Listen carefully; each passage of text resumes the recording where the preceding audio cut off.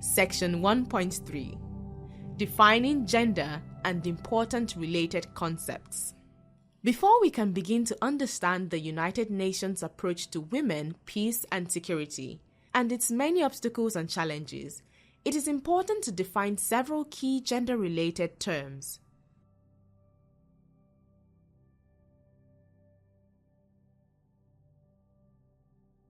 Sex and gender. Although often used interchangeably, the words sex and gender do not mean the same thing. They refer to two different, albeit interconnected, aspects of our world. Sex has an exclusively biological connotation, whereas gender refers to socially constructed notions about masculine and feminine roles that may or may not coincide with notions of a person's sex. More specifically, gender refers to the social attributes, roles, and responsibilities associated with being male or female. It also refers to the relationships between women and men and girls and boys, as well as the relationships between women and those between men. It also includes expectations about the characteristics, aptitudes, and likely or appropriate behaviors of both women and men, including what it means to be masculine or feminine. Gender roles and expectations attributed to being male or female are learned. Gender is a broad social and political issue that determines men's and women's rights, participation, access to power, and social and political status. Gender roles are not fixed, but can and do change over time. Other definitions of sex and gender. Is it possible to be neither or both male and female? In many cultures of the world, there are 3 or more sexes or genders. Intersex. Intersex refers to the physical condition of having both female and male sexual organs or characteristics. Studies have shown that approximately 2% of live births, approximately 80,000 births per year, are to children with some degree of sex ambiguity in external genitalia, internal reproductive organs, or both. Transgender or trans is an umbrella term used to describe a wide range of identities whose appearance and characteristics are perceived as gender atypical. Trans women identify as women but were classified as males when they were born. Trans men identify as men but were classified female when they were born. And some trans people do not identify with the gender binary at all. Some transgender people seek surgery or take hormones to align their body with their gender identity. Others do not. Gender identity. Gender identity is a term describing the gender one perceives oneself to be and the gender category with which one personally identifies.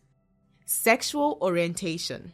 Sexual orientation refers to the direction of an individual's sexual attraction, usually in terms of the sex or gender of those towards whom one feels attraction.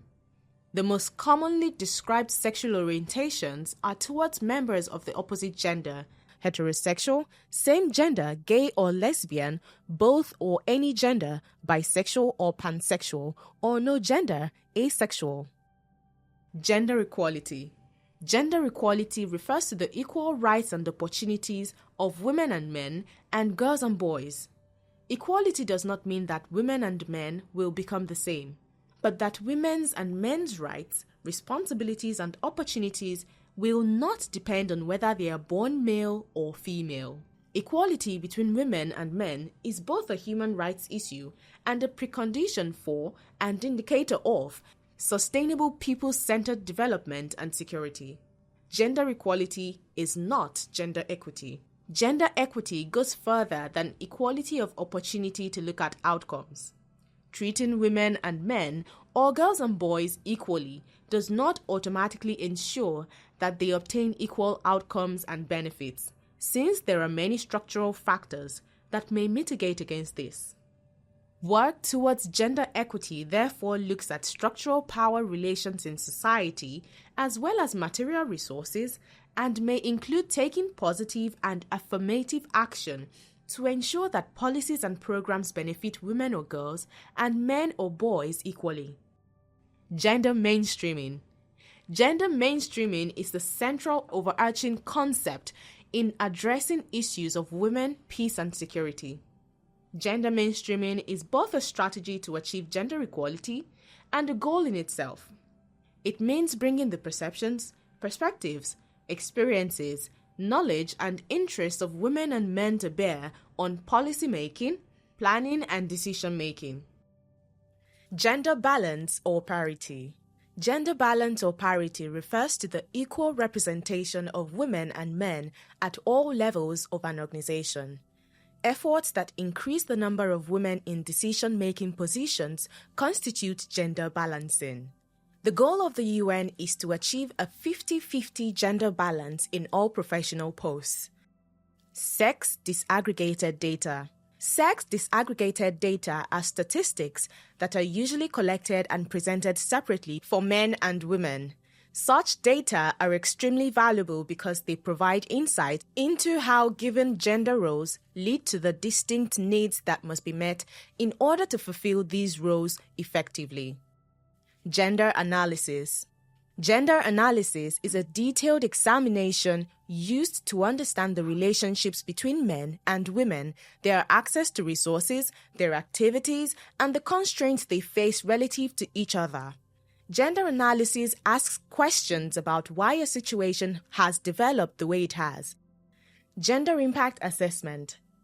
Gender impact assessment, GIA, refers to the differential impact, intentional or unintentional, of various policy decisions on women, men, girls, and boys.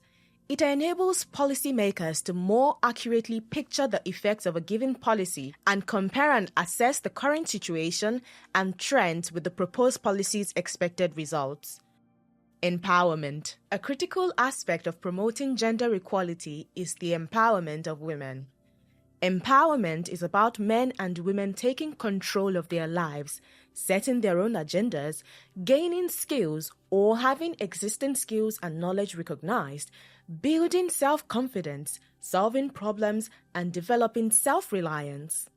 Empowerment is sometimes described as being about the ability to make choices, but it must also involve being able to shape what choices are available or seen as possibilities.